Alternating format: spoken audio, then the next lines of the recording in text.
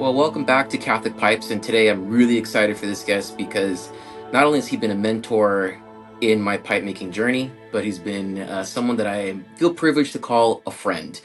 And so I'll let Jared from Jared Coles Pipes, I'll have him to formally introduce himself to Oh, you guys. my name is Jared, and I make pipes. I've been doing pipes for 13 years, and for a lot of that, I was doing it full time, and I still mostly do it full time. I have a few other things happening, but yeah, I started smoking when I was 18, and that was basically half a lifetime ago now. So here we are. Man, getting old. I'm getting to that point too where every time I talk about something, I have to explain to my kids what it was. Oh yeah, Commercials, programs, TV. Like they never understood the amount of stress you felt when a show was on or a movie was on TV and you had to go to the bathroom oh really yeah, quickly because the commercials going back on and you did not want to miss something. They can't comprehend that concept because it's so on demand now. yeah, yeah, for sure. And my kids are so young that I don't have like they're not experiencing a lot of the world that I did for sure. Um, but Oh yeah. they don't get a lot of screen time, so that helps too. Oh, keep it that way. Well, that being said, since we're talking about pipes here, that's a white pipe. What is that? What kind of pipe are you smoking there? So this is a meerschaum pipe. I found it at a pipe show for like $30, and then I made a new stem for it because meerschaum pipes typically don't have the greatest stems in the world. And I dropped it or something, so I put this little aluminum band on it that I had lying around. But it's probably my best smoking pipe, honestly. Like I modified it and a bunch of stuff, but Now, why is the shank part, the part that goes up into the stem, why is that a different color than the rest of the um, bowl? well, meerschaum colors, right? So it takes on it absorbs the oils from the tobacco or sugars. I'm not probably both. But this one in particular is coloring on this end of the pipe because of the pore design. There's like a big sump inside there where the Oh, moisture collects. So it's still somehow a great pipe, even despite all of the things I just said. yeah. And then tobacco wise, I remember very vividly at a Vegas show that we were at, and for everyone who doesn't know, there's big trade shows. The two big ones are the West Coast in Vegas and then the East Coast in Chicago. Those are the two that I guess you could say are essential in the pipe maker lifestyle as the Yeah. pipe pilgrimage, if you will. And I remember one show you were going from table to table saying, "Anybody got some Latakia? Anybody got some Latakia? I'm craving Latakia right now." And I am not a Latakia smoker. Syrian full Balkan. There we go. Yeah. I've actually moved Heck on yeah. to mostly Virginias at this point, but I still love a good English. So yep.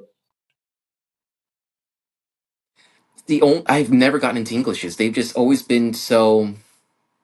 I like smoky things. Like I like a peaty whiskey every now and then. I like a good Yeah. mezcal every once. That's my favorite drink. But I never got into this to the Latakias because that kind of smoke flavor just it has a very unique flavor that I never got around to. Like I can open up a tin of Nightcap and I open which is very heavy in the Latakia and it just smells like a box of crayons Really, to me. Like really. I can't. But if it's aged and it Yeah. mellows out, then I enjoy it a whole heck of a lot more once that really strong smoke flavor dissipates. Then I actually can Okay. enjoy it. Well, you might like this. This one is from 2015, so Ooh, yeah. mellowed out, But nice. it must be a biological thing because um, I don't get crayons at all. I get wine, raisins. Like from this, when I opened up this tin, I was trying to pick it out. Actually, I don't normally. This is a new blend for me, but special tin. I got wine, raisins, some cherry, like mincemeat pie, kind of all that like savory winter flavors. and I get peanut butter sometimes when I smoke latakia. So, but Yeah, it's got to be biological, right? Because if if this you're is not if getting this any of those is flavors, like, it, it has to be biological then, because you're giving me really that wine expert vibe. Oh, I smell oh, it tastes like freshly cut grass spewing across a babbling brook, and you're just sitting there just tasting alcohol. You're well, like, I don't want to give people the wrong impression though, because normally I just smoke whatever cheap bulk tobacco, like cheap bulk Virginia. I I'll smoke it all day. oh, it would Peter Stokeby, their Oh Navy yeah, flake. That's one heck of a great deal. You get a box for like, I think it was like 34, yeah, 40 bucks, and you can stuff 3 to 4 mason jars full of it, and that stuff's great out of the box, and then agreed, ages agreed. phenomenally. It's a really good bargain. How did you get into pipes? This is, and then we'll get to how we met. But how did you kind of get into pipes? I mean, you've been doing it for 13 years. I've been doing it for about Mhm. 10 now myself. But it's like once you get it, you just don't stop. But it's the initial entry point. Let's see. I had been smoking a pipe for a while, and I was in Southern California doing university, and I don't know, I was a little lonely. I was a transfer student, so I was online a lot. And I started looking at tobacco online. I found smoking pipes. But back then they were, they were new and it was exciting. And there were people who were making like fancy pipes, artist kind of guys. And so I started looking them up. I found some of the American guys who were doing it, Jeff Graysick, Todd Johnson, and they all had blogs at this point. Nobody really does that anymore. But they had like picture blogs instead of an Instagram. You Yep. posted to your blog and you wrote all this long form stuff. And so I would just read it over and over and over again. And after doing that for a while, I should probably it'd be fun to do this. And then I made like a pipe kit. It was terrible. And I made another pipe kit, and that was terrible. And somehow nobody told me that you should stop, and I never did.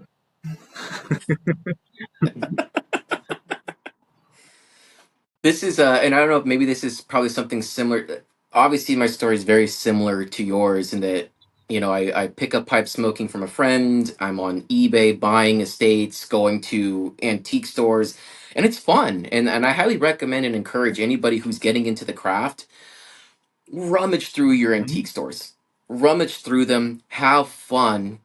That's what kind of made the hobby very lively, and I think it's that you are combining a really awesome feeling with this activity, and I think that connect is what makes it so endearing moving forward, is when you can attach fun and anticipation to it, like getting to a new antique store, trying to Mhm. find something that you haven't seen before, getting a Yeah. good deal on it. Like that's what really Mhm. makes it good. And I remember similarly, I came across some sort of on eBay this crazy pipe, and I was like, this is, so you're telling me they Mhm. still make Yeah. them? Yeah. Because I thought it was, as you've said, you've used the word talismans. I always say like relics of Yeah. a bygone era, you know. And I saw it, I was like, oh my gosh, what's going on here? Keyword search artisan pipes, and then that's when I came across the video you and John Oh, had okay. made, and that's what really got me hooked. Because and I've told you this before, but for everyone here, it was that video, which was really well done. I think even for the Yeah. Yeah. time was We'll do really that. well We'll done. say that.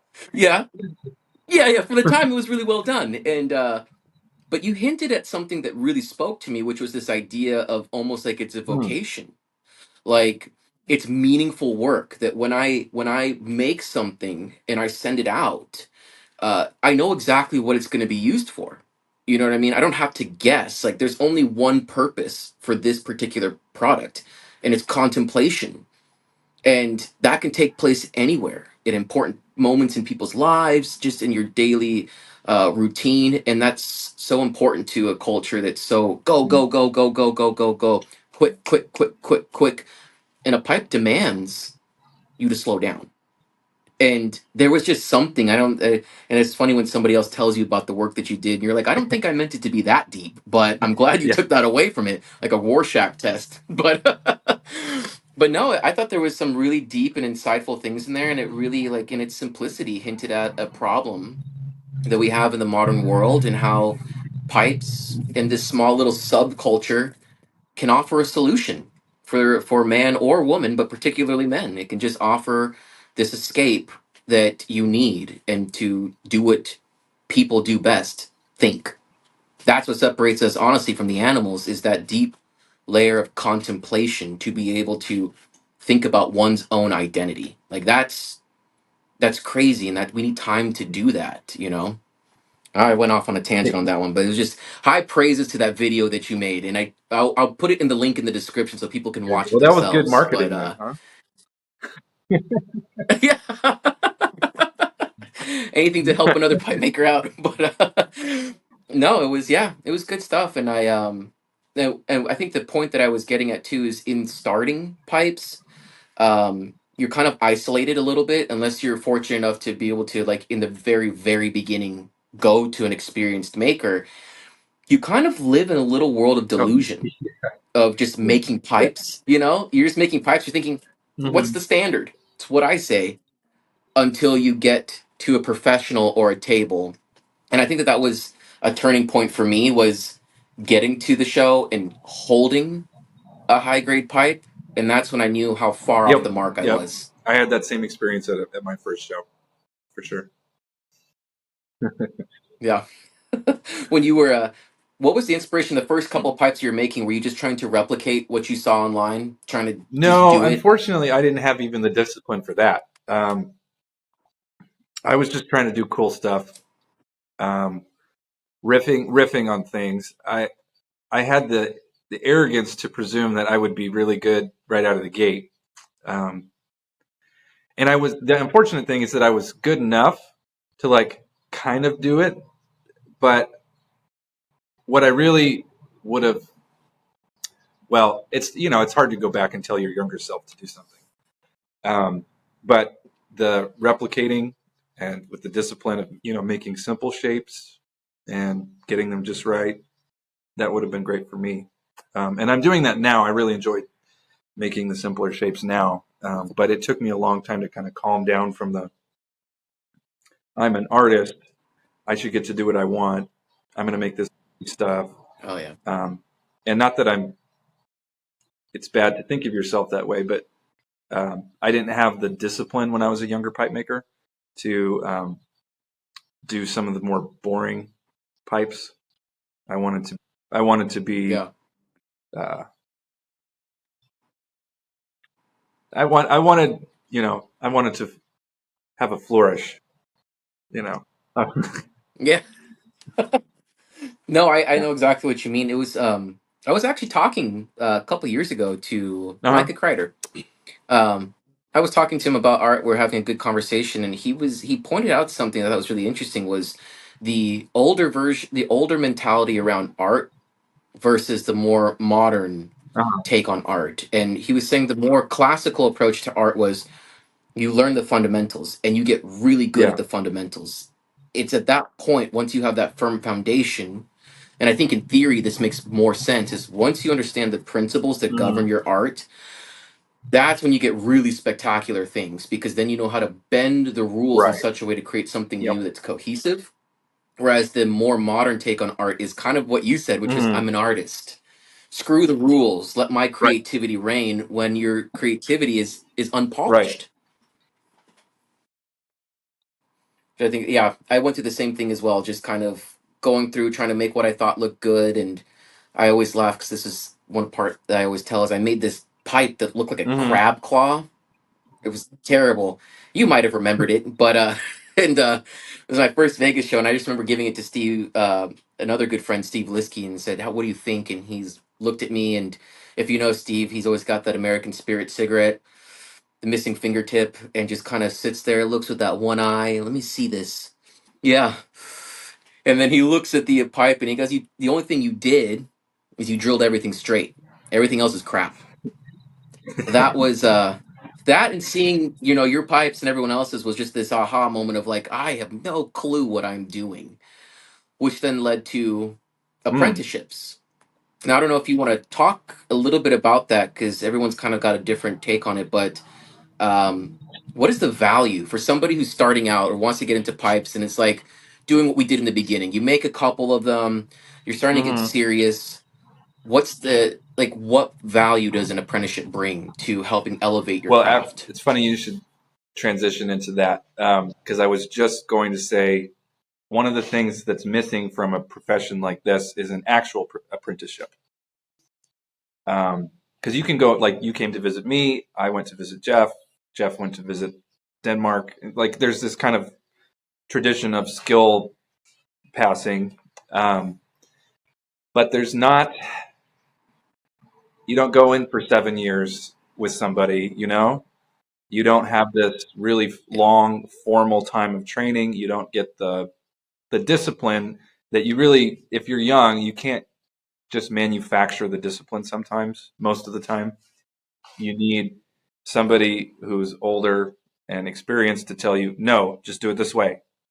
Just do it this way, um, over a long period of time. Because if they just tell you once, at least for me, I found that I would forget that and I'd go off on this flight of fancy with this funky blowfish. Like, oh, I should have made a billiard. That would have been better. I think, Yeah. I mean, we're sort of missing that in all aspects of life, right? The apprenticeship model, but definitely the value of, I don't want to, we don't have to go here, but the kind of the laying on of hands, the apostolic succession of, there's something to it, even in non spiritual settings. There's like a mantle that kind of, I was trained a little bit. And so you get some of that skill. It rubs off on you. Oh man, you opened up a can of worms with that one. Sorry. Because whenever I hear stuff, my brain always works for looking for connections, and I think that one of the things that so outside of pipes, you know, I think a lot of us have other things that we do. You know, I teach, and I teach a philosophy of religion class, and one of the things I look for is just kind of common denominators, especially when we kind of look at Abrahamic faiths, and there's always things that you just cannot get Mm, around. They're always there. It's almost like it's kind of intentional of like almost this is the most in some way efficient or adequate way of trying to keep mm, something alive. And as you said, like we hear this, if it's not laying on hands, it's mm, passing of the torch. Heirlooms, like we have this in our society, this idea of passing on, whether it's something physical, whether it's stories. There's always a passing on of the torch to the next generation to keep something alive and moving forward. And I think you're right. That's so present here in pipe making because even for us, a part of us kind of lives on with the pipe. If it's taken care of, I mean, I've seen pipes in antique stores from like yeah. World War II. You know what I mean? Like they've stayed alive and they've been through multiple Mm, users. But even so, like even in students, you kind of live on because in some sense you can almost always see your aesthetic that you right. taught them in Right. the work. So like your art lives on continually moving forward, which I think is it is yeah. I mean, I've experienced that too with like it's not long enough. The even a week it's just not long enough. I spent some time in Montana and the moment that I got home I was like, "Oh crap, Yeah. I forgot. Yeah. I forgot half what he taught me and I remember it was Yeah. really Yeah. important." You know? Well, and it's one of those things where you can't just learn it by seeing it even. You have to do it a bunch of times and you get it in your muscle memory, Yeah. you know? Yeah. When it comes to I was going to show you this like this was remember this guy? Oh, yeah. Yeah. It's so funny. I don't know how old do you think this guy is? I don't think it's got a date on it. It has the number Oh, 14, so maybe 14. Yep. 2014. Yeah. So this guy's almost 10 Yeah. years old. Yeah. Still in my collection, still kicking it. This is so for everyone, this is a pipe that I bought that was when Jared was part of a pipe making duo called J&J. So Jared and John.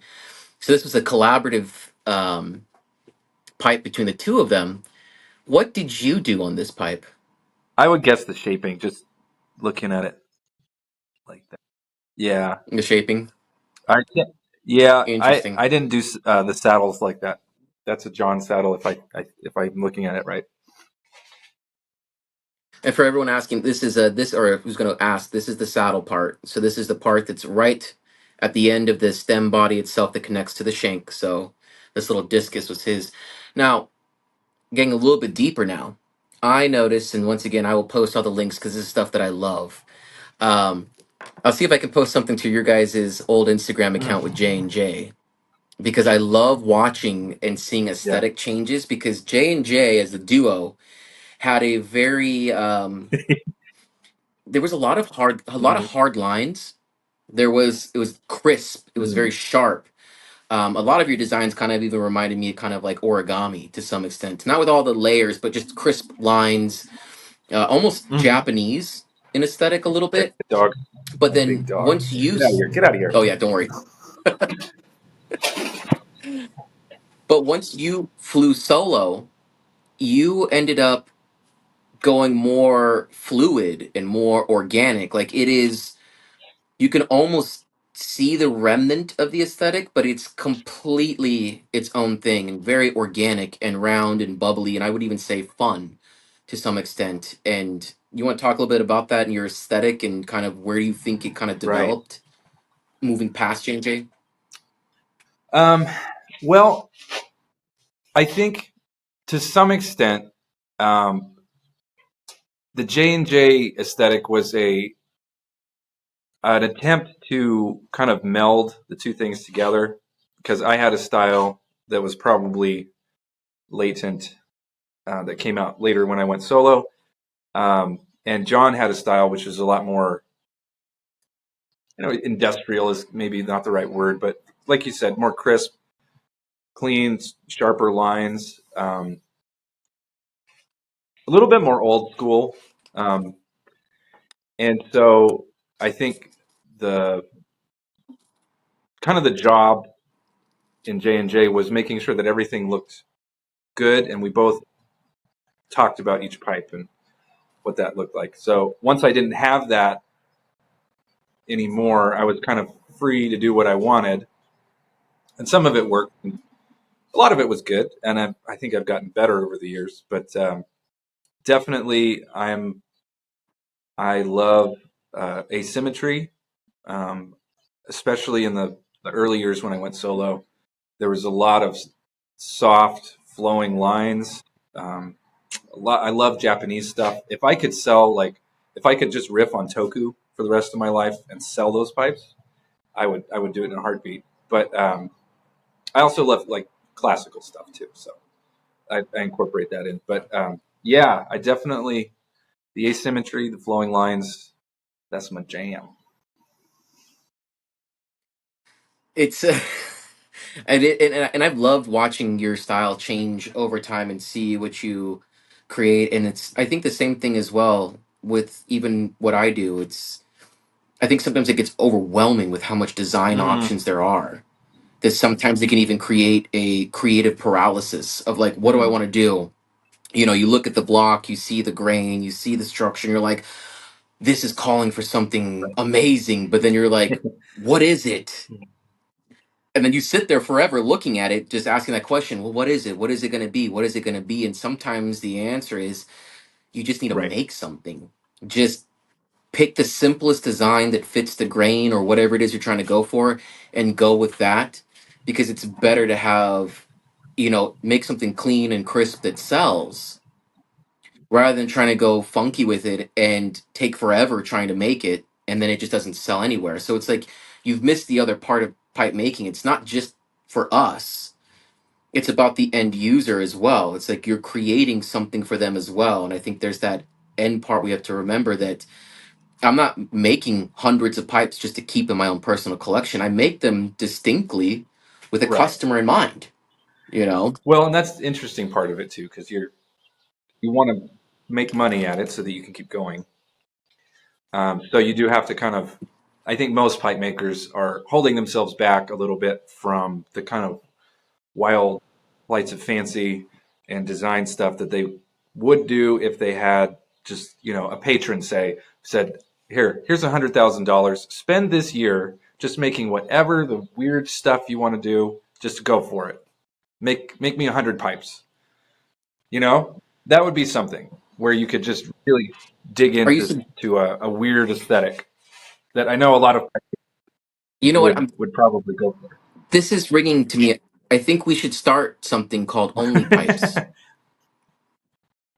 for. Then we get the patrons that we need that just want the pipes that we make. Just pay me every month. I'll Uh-huh. make whatever. Just keep the bills paid. Oh man.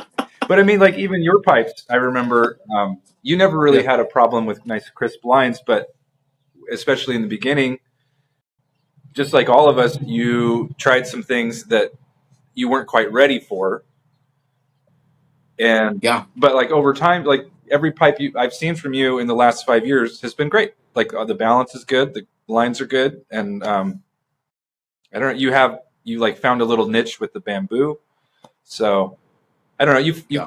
you find a groove as you go along. I agree with that. And I think you're right too. I think that this is like the whole entire aspect of pipe making really involves community because part of that too is there's a couple points like even with the apprenticeship you leave someone's house but the reality is you're still in Hmm. contact with them sometime afterwards. You're still sending them pictures of your work. You're still saying I'm struggling with this. I remember when I was there you talked about this, but now that I'm actually doing it, how do I do it again? um and even like you were saying with, and I appreciate the kind words, thank you so much about the pipes, but I think there's another interesting part too, which is that it comes with practice and skill set, because even now when I make a pipe and it's consistently balanced, I've learned what balance, it's not even really looks like because Yeah. it's still intuitive. And every pipe is a little bit. Oh, go Picking ahead. something up and Every yeah, no, I was gonna say you were gonna pick up. every pipe is a little bit different, and so there's not like a rule about what makes a balanced pipe. You have to just, like you said, feel it. Yeah, and that takes time, like, and also like you're saying, like in the beginning it takes time when you make something that doesn't work. Sometimes though the reason why it doesn't work is because you don't know it Right. doesn't work, so you have to have somebody there to be like, yeah, this is great but your stem's too Hmm. long, and it could be too long by like a Yeah. fraction of an inch. But that's the difference between a good pipe and a great pipe, is these subtle little things. I remember talking to Scott Klein, another great pipe maker. He's stepped back a little bit. He'll post every once in a while, some pipes come out from him. But I had this exact conversation with him where I think this was 6 years ago that I had a pipe and it was a good batch. I liked it. I was very happy. I was like, this is definitely a milestone for me in terms of my work. But I remember being frustrated because I was still same thing, looking at everybody's pipes, looking at the pipes I admired, looking at mine and being like, why is it still not there? And I brought that concern to Scott, and he said something that was it was profound and simple, which was, yeah, you are close, and I'll tell you how close. You're 6 swipes of your file away from a perfect stem, and you're 1 to 2 millimeters away from a perfect bowl on your pipe, and which is Yeah. frustrating because you're like, that's so close, and he's like, exactly, exactly. That's why you're frustrated because you're so close Yeah. yet so far Yeah. away. You know. Yeah.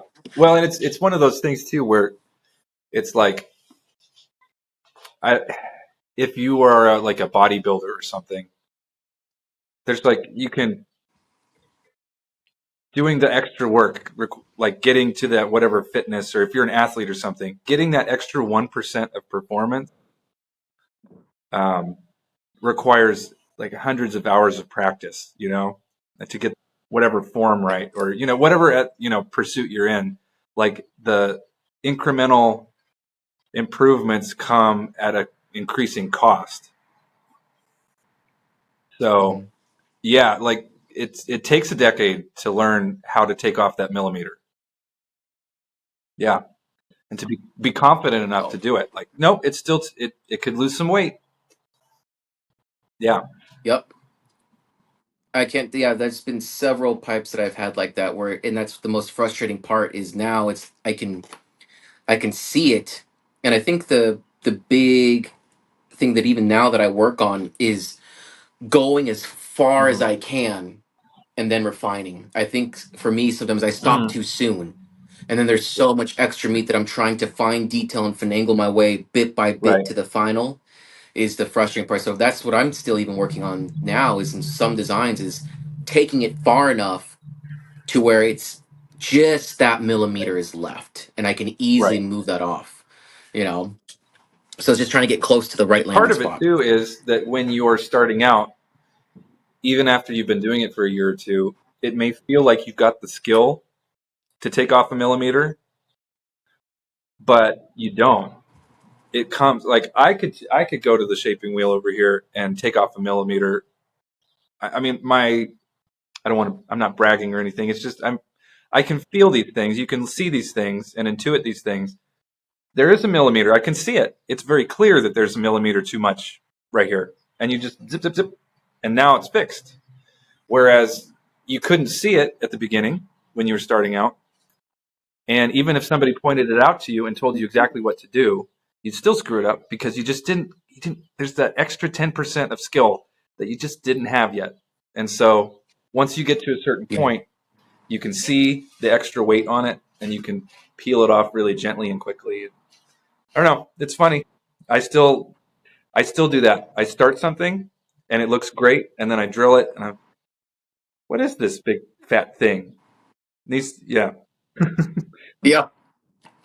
Are you the type of person too, like when you're drilling something that once you get it all drilled down, you're like, I like the shape that you immediately go in and you're like, oh, it's a Yeah. big boy.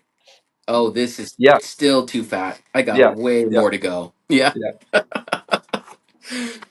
Yeah, that's been one of my favorite things. It was I remember like that it's such so simple, almost kind of intuitive, just kind of like Hmm. feel. But that was something I kind of learned I saw John doing at a show where he grabbed somebody's pipe and I remember he was looking at it, he's like, oh, this is nice. Put his finger and he goes, too thin, too thin. I'm not gonna say anything, too thin, and then put it back down. But ever since then, I've been that guy who's just like I feel it, be like, oh yeah, and it's a great kind of from the inside to feel and be like, oh, it's actually Yep. thicker on this side, it's thinner over here. I need to make sure they match, and just using your fingers, its Uh-huh. own caliper, and once again, the skill to know okay, I cannot go any more, especially like if you're Right. gonna sandblast. You're like, I can't go any thinner because the blasting is Right. gonna make it reduce more material. So I gotta make sure that I'm right on in terms of planning my shape out for the final Absolutely. product. What is it Yep. gonna look like? And then designing along the way. Do you happen to have anything that you're working on at the moment? Or are you sold out as No, per no, no. usual? Let's see. Oh, I'll show you one thing because here we Okay. go. I have a batch that I'm working on, but I won't bore you. But there's Oh, so wow. I found some old sketches that I did in college. So I had made my fourth pipe, and I was bored in class, and so I was just sketching some ideas, and I found this shape. So this is like the second rendition of it, but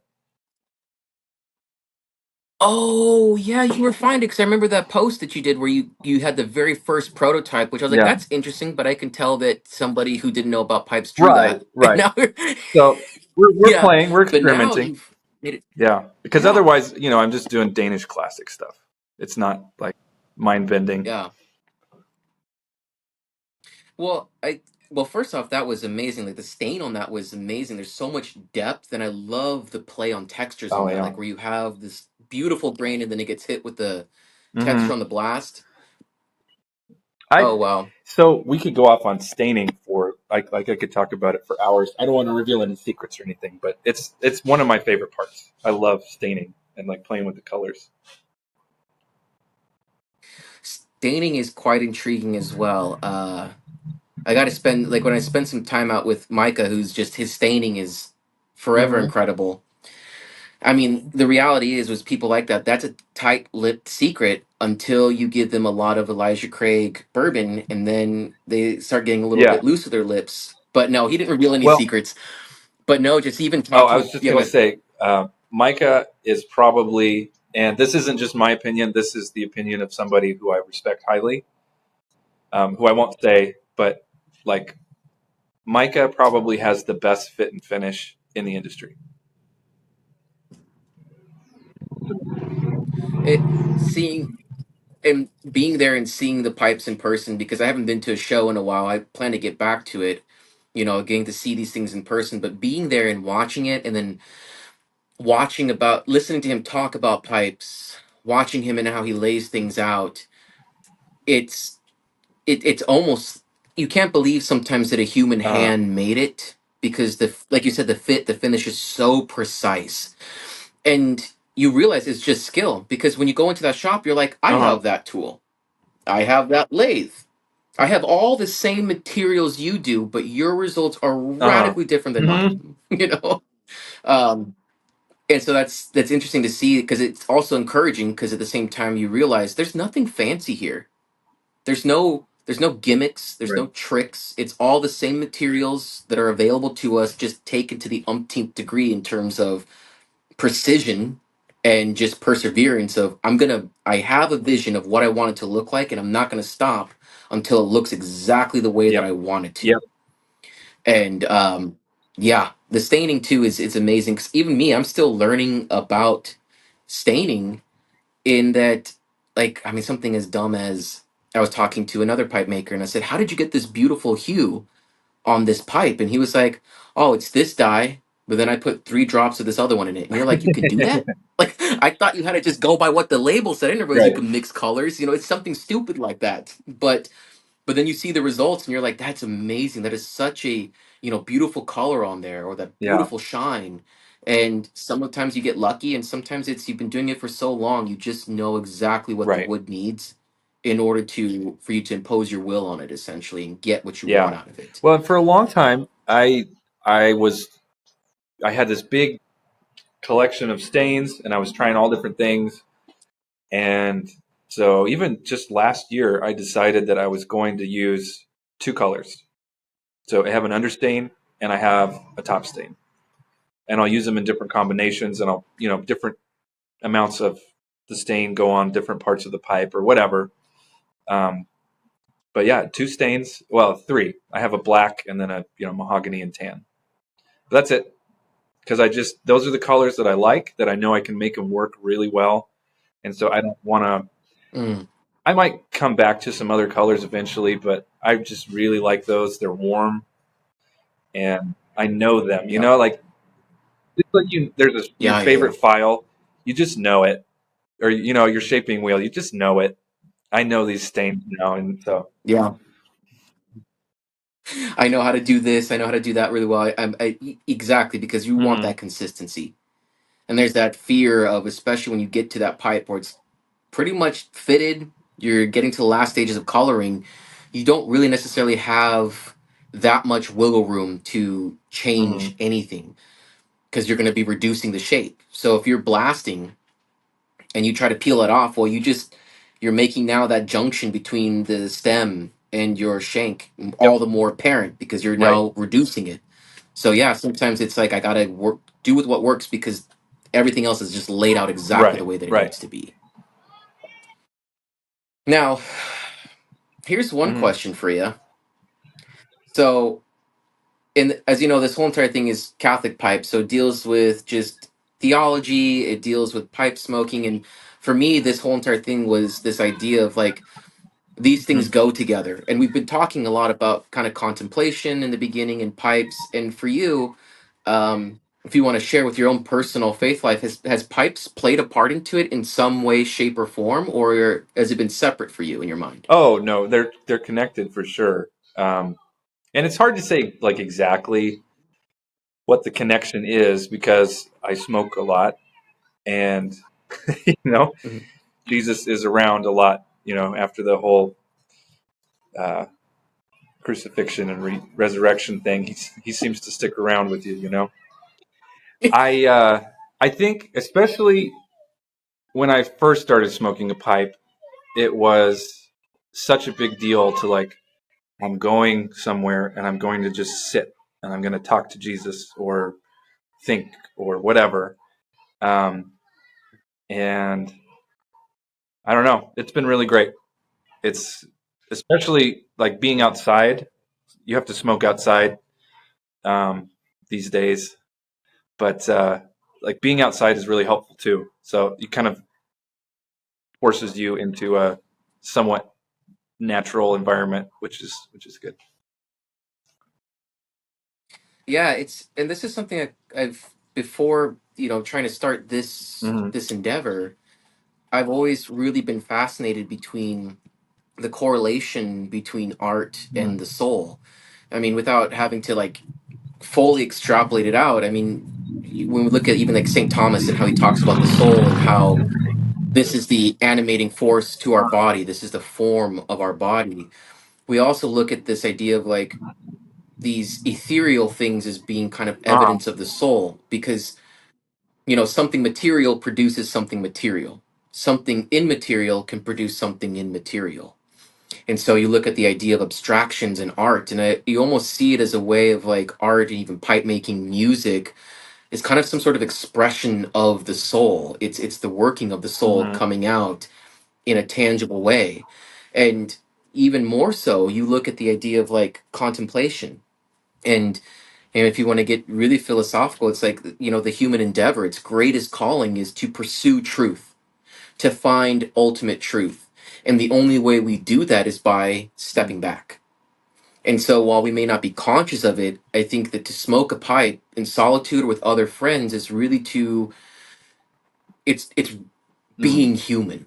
It exemplifies what it means to be a human. It's emblematic of it. The camaraderie, brotherhood, contemplation, these are all things that are intrinsic to us being human. We are a communal creature. We are a contemplative creature. And in pipes, and among other things, but pipes specifically, we find those aspects of ourselves really being put out there and being utilized. And I think maybe in some way that's the theme that runs through pipes that sometimes we don't can't put our finger on it because it's just so innate to who we are, seeking out comfort and friendship and then Yeah. solitude. I mean, that's a big thing too. But Jesus in the desert, he went off in solitude. He went off in Yeah. solitude all the time to pray by himself, to fight the devil by himself. And in some way, if he's the archetype of humanity, then that means in some way we exhibit that too. So how do we dive Right. deeper into that? How do we set aside time to dive into that solitude? And Pipes is It is. amazing for It is. that. Well, and I will say, although they're not the most athletic bunch, but like there is such a feeling of kindness and gentleness and friendship in the pipe community that you'll never find anywhere else. And I think it's probably Mhm. because of all those things that you said. I would agree that I've met some really good people. You, one, among other people that have been really great. I mean, and I think that's the beautiful thing too, is that the pipe is almost a great Hmm. equalizer. You could sit at a table of random people you never met, just kind of say, is a seat available? They'll make room for you, sit down there.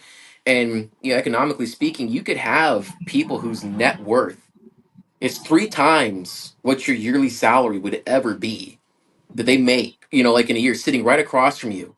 And you could have somebody who, is, at a different economic standing or even religious or political, and no one even has Hmm. to talk about it. This is the conversation right here. What are Hmm. you smoking? What are you smoking out of? And almost everybody kind of respects what you're smoking out of too, because you could show up to the table with the humble Hmm. corn cob, and it's respected, it's revered. The corn cob is revered, even though these guys you can get a bag of them for like Yeah. $15. Yeah. It is interesting. You're not looked down upon Yeah. because you're smoking this. It is Yeah. interesting. Like if you do sit down at the table at the show, and you're just chatting with these guys, and then you find out later so and so's like an oil tycoon. I had there's a pipe shop in the San Francisco area that I do like a little trunk show every once in a while, and like one guy bought a pipe for me, and he's just this humble, quiet guy, and then we got to talking, and he's a millionaire. He's like done Bitcoin mining, and he owns a bunch of other stuff. He's got like a coconut farm in the Philippines, and like, okay, this is a very, very wealthy person. But then another guy bought a pipe from me from the same shop the same day. Um, he works. He's like a sewage guy. Like it's just they're at the same shop. It's part of the same pipe club. It's just really interesting. Great equalizer. It is it yeah, so much could be said about pipes just in terms of what they bring in the value. And this is like a PSA to anybody who's going to be watching this, is like, get into pipes, man.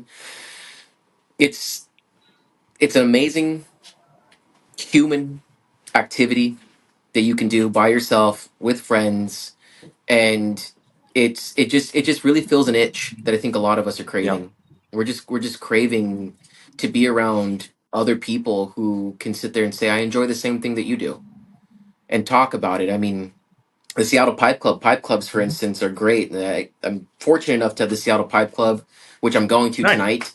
And there's people there that I've seen for the last 10 years that are friends, and I only see them there. So you call them like club buddies, but we sit there, we chat, we embrace, and I have always have fascinating conversations revolving around pipes. And it's usually the highlight Yeah. of the month because it's once a month, but that's the highlight, is to be able to go there and sit and drink and talk and meet all sorts of crazy characters that are all fascinated by pipes. And I think it helps being a pipe maker, because then you're like this unicorn, because people come kind of like us when we started. We're fascinated by pipes, and then like you're in the hobby itself, and then you realize there's a professional maker there. You just want to chat, like, well, it's almost like a little bit like a weird celebrity Yeah. status Yeah. in the world when people find out, or they're even Uh-huh. familiar with your work. They're like, "Oh my gosh, you're Jared Coles," and you're like, "Just stop." Mm-mm. It is weird to be like It's famous not to that like glamorous. 300 people in the whole world. Yeah, but it's also kind of humbling too, because you're kind of like, wow. It's humbling in the sense that you're kind of like, what I do Mhm. is meaningful. It means something to somebody. I think that's like the most humbling aspect, is just to have somebody come up to you at a show. And nope, people started to learn my name, but for the longest time, people would just be like, KJ, and I'm like, I knew I messed up with the branding, like. Yeah. I get that. I get that. Um, oh, Yeah, it was so funny because I sorry to cut you off, but it was like, I did that because when I was starting out thinking from a business mind, I'm like, there's J Allen, there's J and J. I have a J in my name, so I have to be KJ Pipes, and then it turned out to be just shooting yeah. myself in the foot. Um, So, I had that same but yeah. feeling about J&J because every time you say this is I'm Jared, I'm from J&J, like, so, and you have to like explain the whole thing. So what's nice about Hmm. that's why I went with just my name. That way my name is just there in the brand, and so there's no confusion. I'm gonna end up going that route too. I'm trying to get a stamp together that just says Kadesh handmade on it, because at the end of the day, it's like, you know what the worst part is, having a name like I do, they're still gonna Yeah. mispronounce it. Yeah. At that point, I'm gonna be like, I should probably just stick with KJ.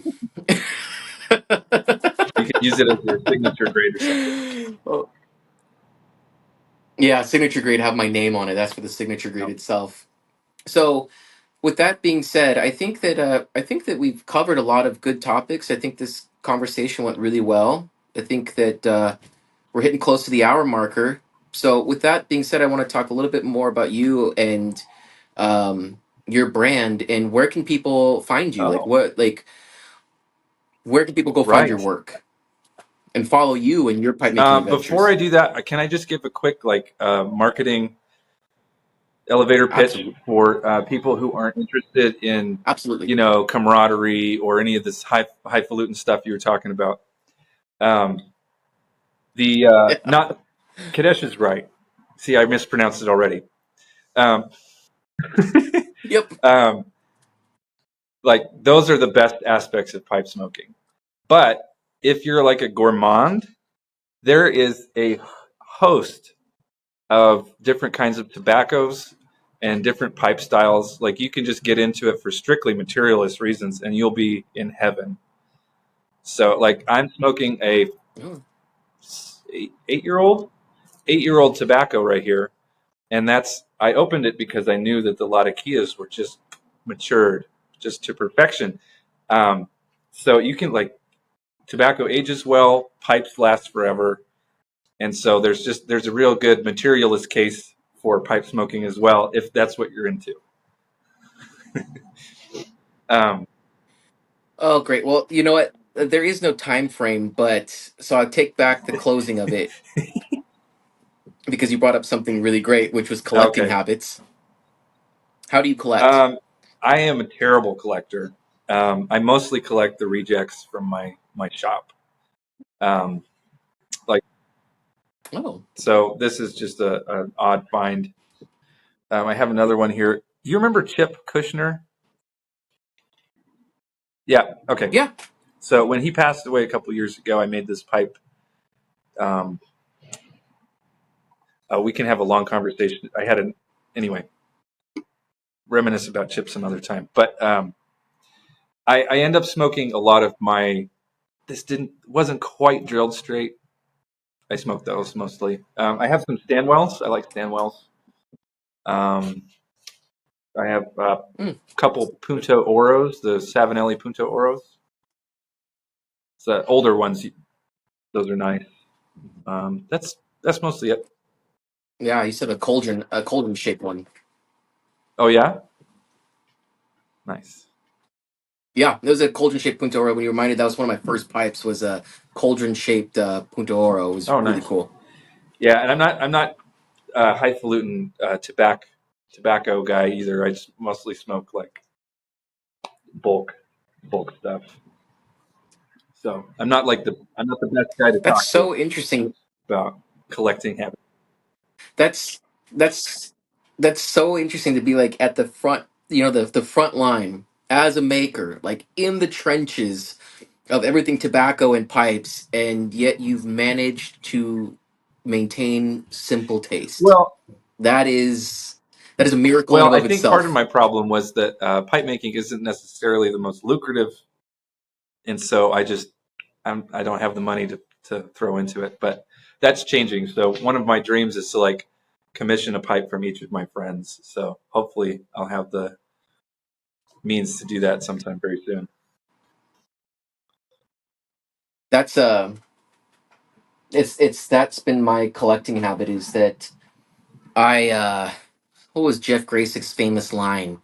Champagne taste Yeah. on a beer budget. Yep.